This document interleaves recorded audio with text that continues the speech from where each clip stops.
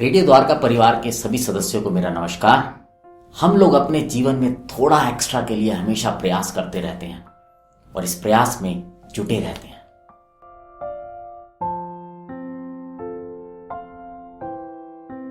शहर के बाहर गांव में एक आश्रम था। उस आश्रम में एक गुरुजी रहते थे और उन गुरुजी के कई सारे शिष्य थे। उनमें से एक शिष्य जो कि गुरुजी की बहुत मन लगा के सेवा किया करता था, गुरुजी को भी बहुत प्रिय था। एक दिन उस शिष्य ने आकर गुरुजी को प्रणाम किया और बोला कि गुरुजी, मैं पूरी इच्छा से मन से आपकी सेवा करता हूँ, लेकिन मेरी कुछ परेशानियां हैं जो खत्म नहीं हो रही हैं। गुरुजी ने शिष्य से कहा कि बता बेटा, क्या परेशानी है तेरी। उसने बोला, गुरुजी मुझे रहने के लिए घर चाहिए, छत चाहिए और बस इतना नाम चाहिए कि लोग मुझे पहचान सके। गुरुजी ने कहा उससे कि बस इतना ही चाहिए या और भी चाहिए। शिष्य ने बोला, नहीं गुरुजी, इतने से ही मेरा गुजारा चल जाएगा और मैं जीवन आराम से जी लूंगा। गुरुजी ने उस शिष्य को 4 मोमबत्ती दी। गुरुजी ने बोला कि एक मोमबत्ती लेकर तुम पूरब दिशा की ओर जाना और जहां पर मोमबत्ती बुझ जाए उस जगह पर खुदाई करना। जो तुम्हें मिले उसको देखना और अगर तुम्हें लगे कि कम है तो उसके बाद दूसरी मोमबत्ती जलाकर तुम पश्चिम दिशा की ओर जाना। वहां पर जहां मोमबत्ती बुझे खुदाई करना, जो मिले उसके बाद भी अगर तुम्हें जरूरत लगे तो मोमबत्ती जलाकर उत्तर दिशा की ओर जाना, लेकिन किसी भी सूरत में दक्षिण दिशा की ओर नहीं जाना। ये बात सुनकर वो शिष्य मोमबत्ती लेकर चल पड़ा और उसने पहली मोमबत्ती जलाई और पूरब दिशा की ओर बढ़ा। जहां पर वो मोमबत्ती बुझी उसने वहां पर खुदाई की और खुदाई करने के बाद उसे सोने के अशर्फियों से भरा एक घड़ा मिला, जिसे पाकर वो बहुत खुश हुआ। फिर उसने सोचा, क्यों ना ऐसा करूं कि मैं पश्चिम दिशा की ओर भी जाऊं और वहां पर देखता हूं क्या मिलता है। उसने अपनी दूसरी मोमबत्ती जलाई और वो पश्चिम दिशा की ओर बढ़ा। जहां पर मोमबत्ती बुझी उसने वहां पर खुदाई की और खुदाई करने के बाद उसे हीरे जवाहरात मिले, जिन्हें पाकर वो बहुत खुश हुआ। अब उसके पास सोने की शर्फियों के साथ साथ हीरे और जवाहरात भी थे। फिर उसके मन में ख्याल आया कि क्यों ना मैं उत्तर दिशा की ओर भी चलूं, वहां भी देखता हूं क्या मिलता है।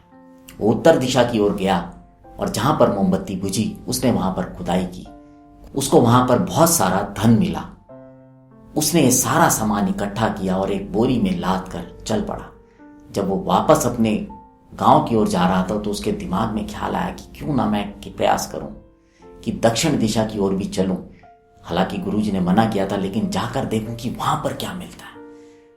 उसने अपनी चौथी मोमबत्ती भी जलाई और वो दक्षिण दिशा की ओर बढ़ा। जब वो दक्षिण दिशा की ओर चल रहा था और उसकी मोमबत्ती बुझी तो वहां पर उसने खुदाई की और जब खुदाई की तो वहां पर इस बार उसे एक दरवाजा मिला। जब वो उस दरवाजे को खोलकर अंदर गया तो वहां पर एक महिला थी और रिसेप्शन पर बैठी हुई थी। उनकी एक टेबल पर बहुत बड़ी चक्की रखी हुई थी। उसने जाकर उन महिला से कहा कि यहां पर मुझे क्या मिलेगा।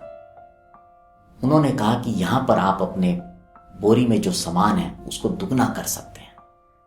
तो बड़ा खुश हुआ। उसने पूछा, इसके लिए मुझे क्या करना पड़ेगा। उन्होंने बोला, ये चक्की रखी है, ये चक्की लीजिए, वो सामने दरवाजा है, उस दरवाजे के अंदर चले जाइए और जितनी मेहनत आप करेंगे, जितनी जल्दी आप इस चक्की को पीसेंगे, उतनी ही जल्दी आपका ये पैसा दुगना होगा।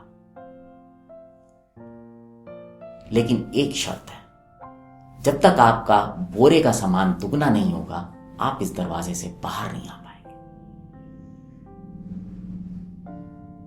ये सुनकर वो शिष्य बहुत खुश हुआ, क्योंकि उसको लग रहा था कि बोरे में रखा सामान दुगना हो जाएगा। उसने तुरंत ही वो बोरा वहां पर रखा, चक्की उठाई और दरवाजे के अंदर चला गया। जब वो दरवाजे के अंदर गया तो वहां उसने देखा अनेक लोग चक्की पीस रहे हैं। सब अपनी बोरियों को दुगना करने का प्रयास कर रहे हैं। उम्मीद करता हूं आप इस कहानी को समझ गए होंगे और इसका सार भी समझ गए होंगे। हम सब अपनी बोरी में क्या रखा है ये भूल जाते हैं, लेकिन उसको दुगना करने के लिए चक्की चलाए जा रहे हैं, चलाए जा रहे हैं, चलाए जा रहे हैं, बिना ये जाने समझे कि हमारी क्या जरूरतें हैं और क्या इच्छाएं हैं। उम्मीद करता हूं ये कहानी आपको अच्छी लगी होगी। अगर अच्छी लगे तो इसको शेयर कीजिएगा, लाइक कीजिएगा, कमेंट कीजिएगा और हमारे चैनल को सब्सक्राइब भी कीजिएगा। अब आपसे विदा लेता हूं। अगले हफ्ते फिर मुलाकात होगी किसी नई कहानी के साथ। तब तक बने रहें रेडियो द्वारका के साथ।